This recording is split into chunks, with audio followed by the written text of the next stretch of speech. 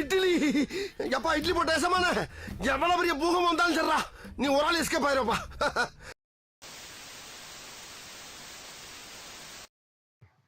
விமலோட தக் லைஃப் பார்க்க போறோம். Are you okay baby? பார்க்கலாமா? ஆரி ஓகே பேபி? என்னையா சொல்ற? அப்படிதான் சேனல் பேரு சொல்லியா? என்னையா நீ ஓகே பேபி? நீ என்னையா ஆடிட்ஸ பத்தி ஆரி ஓகே பேபின்னு கேக்குற மாதிரி சொல்ற? Are you okay baby? சொல்லு. விமல்னா கிட்ட பதில் வாங்குறது கஷ்டம் தான் போல. ஸோ இந்த படத்துல உங்களோட கேரக்டர் ஸ்பெசிஃபிக்கா சொல்லணும். இந்த படத்துல ஸ்பெசிஃபிக்கா சொல்லணும்னா தாடி மீசி குறைச்சிருக்கேன். அங்கே நடக்கிறது அங்கே வந்து சிங்கமுத்தண்ணே அங்கே கலாய்ச்சி காமெடி அப்படியே வந்து பிரியானந்த் அங்கே ஜாயிண்ட் ஆகுறது அப்படியே அந்த வந்து இதுக்கு மேலே பேசினா வண்டி உள்ள வாங்கிறேன். கட் பண்ணி அடுத்த லைனுக்கு போயிருந்தேன். ஃபர்ஸ்ட் ஹாஃப் முடியறதுக்குள்ள ஃபேஸ்புக்கில் வந்து ஸ்டேட்டஸ் போட்டுறாங்க. நீங்கள் எதிர்பார்ப்புகள் வந்து ஃபர்ஸ்ட் ஹாஃப் முடியறதுக்குள்ள ஃபேஸ்புக்கில் போட்டுறாங்க, செகண்ட் ஹாஃப் முடியறதுக்குள்ள சிடி விட்டுறாங்க. செகண்ட் ஹாஃப் இருக்குல்ல சிடி விட்டுறாங்க.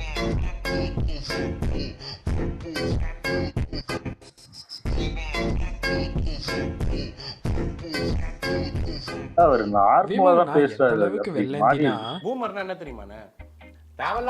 சிவங்க தானே பூமர். சாப்பிடாத பார்க்கணும். அதே இந்த வயசுல கல்யாணம் பண்ணிடாத. அதே தானே. ஆனா அவன் கல்யாணம் ஆனவனா இருப்பான். அவன் எல்லாம் நல்லா என்ஜாய் பண்ணிட்டு பொண்ணு மாதிரி அதெல்லாம் கல்யாணம் பண்ணுவான்.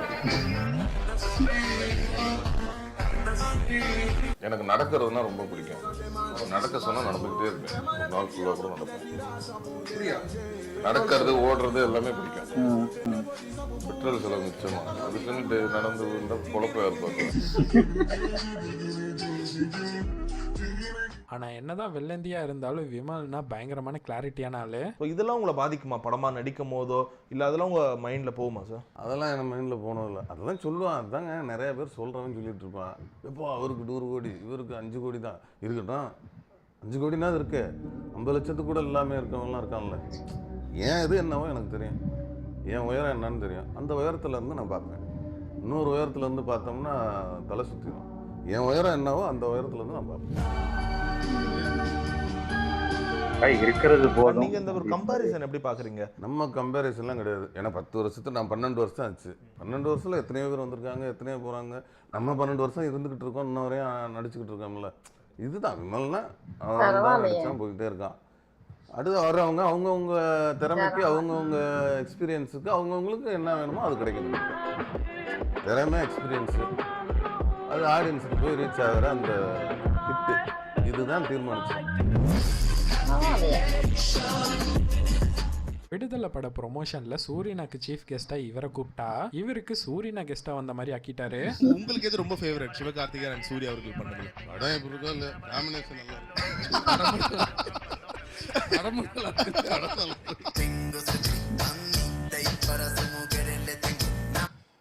தங்கச்சி பார்த்துட்டு இருந்தாலும் கல்யாணத்துக்கு முன்னாடி லவ் பண்ணீங்கல்ல, கல்யாணத்துக்கு முன்னாடி தெரியாத கதைகள்லாம் இப்ப வருது. முன்னாடி ஒரு பிள்ளை லவ் பண்ணா சரி சரி சரி கூட ஒரு லவ் லெட்டர் எல்லாம் எழுதி பார்த்துட்டு இது கசக்கி போட்டு நான் என்னன்னா இந்த யதார்த்தமா 4 நாளைக்கு முன்னாடி வீட்டுல வந்து தேடிட்டு இருக்கும் போது லைஃப் வேற மாதிரி சேஞ்ச் ஆகுறாச்சுங்க. இங்க திருப்பி ஆதாரத்தோட வந்திருக்கேன்.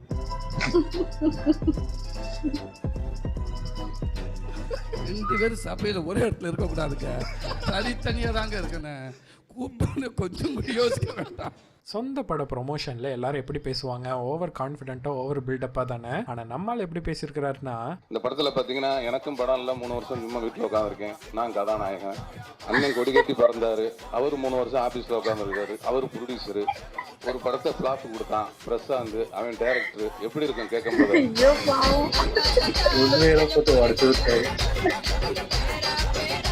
இது சொல்ல தைரியம் வேணால.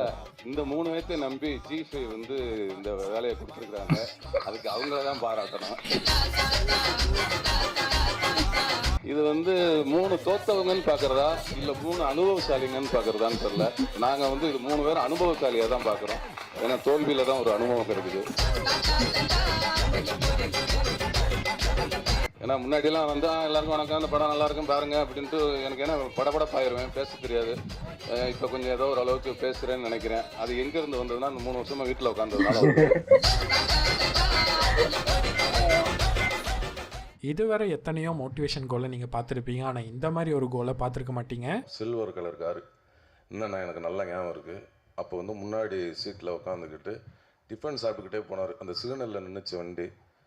டிஃபன் சாப்பிட்டுட்டு இருந்தார். என்னப்பா அவர் காரில் போயிட்டு டிஃபன் சாப்பிட்டுட்டு இருக்காரு. அப்போ நினைப்பேன், எப்போ நம்மளும் நடிகரானா அந்த மாதிரி காரில் போகலாம் போல இருக்கு. ஏன்னா நான் அப்போ சைக்கிளில் தான் வருவேன். அப்போ வந்து நினைக்கிறது உண்டு, நடிகரானா நம்மளும் அந்த மாதிரி கார்லலாம் போகலாம், நம்மளும் டிஃபன் சாப்பிட்டு போகலான்ட்டு. அதேமாரி அந்த மண்ணியத்தில் நடிகர் ஆனேன். அதேமாரி காரில் டிஃபன் சாப்பிட்டுட்டும் போனேன்.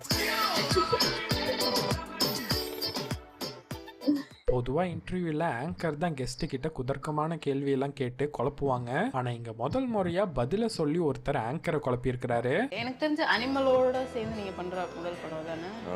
இதுக்கு அடுத்து வடம் மாடோட சொல்லி, யானையோட ஒரு கலகலப்பு நாய் கூட சொல்லி, நாகேஸ்வரோட ஆடு கூட சொல்லி,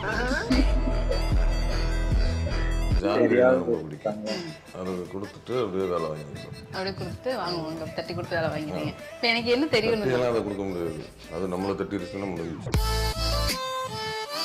இப்போ ரீசெண்டாக பேசக்கூடாது. ஏன் சார் ஏன் இப்படி வச்சிருக்கீங்க? நிறைய பேசக்கூடாதுங்க. தெரிஞ்செல்லாம் பேசக்கூடாது.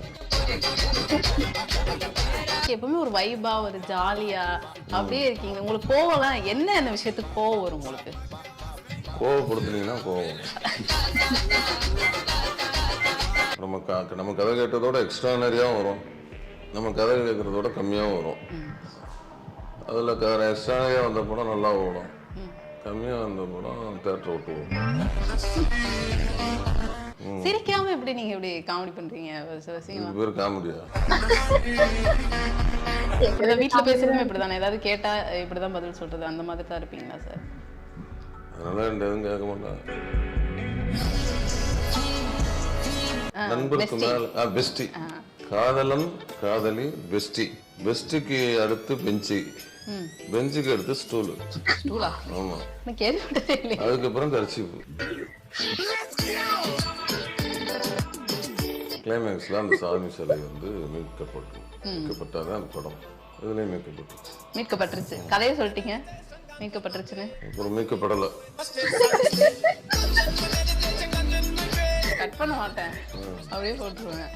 என்னமோ பண்ணி இப்போ நான் அடுத்து உங்க பட ப்ரொமோஷன் வரப்போ மறுபடியும் இந்த கேள்வி கேட்பேன். மூணாவது படத்துக்கு வந்துருக்கீங்களா? ஞாபகம் இருக்கா சார்? நீங்க எந்த படம் ஓடிச்சா?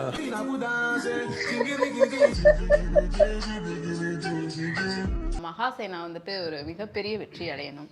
லிட்டில் டாக் சார்பில் என்னுடைய வாழ்த்துக்களை தெரிவிச்சுக்கிறேன். லிட்டில் டாக் நேயர்கள் அனைவருக்கும் வணக்கம். லிட்டில் டாக்ஸ் நேயர்கள் அனைவருக்கும் நன்றி.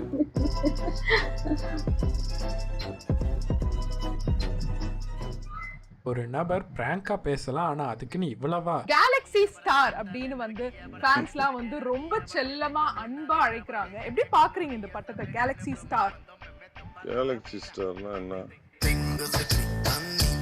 அப்படியே ஒரு 4-5 ஹீரோ அப்படியே பார்த்துக்கிட்டே இருக்கும்போது எனக்கு திரும்பியும் விமல் சார் தான் வந்து நின்றார். ஏன்னா ஒரு கிராமத்து கதை, ஏன்னா அவர் தான் சும்மா இருக்காரு. துடிக்கும் கரங்கள் பார்ட் 2 எதிர்பார்க்கலாமா? இல்ல பாட்டுலாம் இல்ல. ஏன் சார் இருப்பார்ல? ஒண்ணுக்கே கதையை காணோம்னு பார்த்து. ஆக்ஷன் பிளாக்லாம் ரொம்ப கொஞ்சம் கஷ்டப்பட்டு பண்ணோம். கஷ்டப்பட்டு அவரு பண்ண நான் பண்ணேன். டக்கு டக்குன்னு வந்து பதில் சொல்லணும். நான் ஒரு I love you, I had me. நான் அடிக்கடி போய் சொல்லுவேன். எனக்கு தெரிஞ்சதெல்லாம் உனக்கு தெரிய வேண்டிய அவசியம் இல்லை. எனக்கு கோபம் வந்தா உன்னை அடிப்பேன். என் காதல் என் மனைவியிடம். நான் அடிக்கடி சொல்ற போய் கொஞ்ச நேரத்துக்கு முன்னாடி சொன்னேன். துடிக்கும் கரங்கள் படத்துல நடிக்க காரணம் என்ன? சம்பளம் தான். இப்ப நான் ஒரு ஆங்கர் இல்ல, ஓகேவா, ஒரு ஆடியன்ஸ். நீ ஆங்கர் இல்லங்கிறதான் தெரியுமே.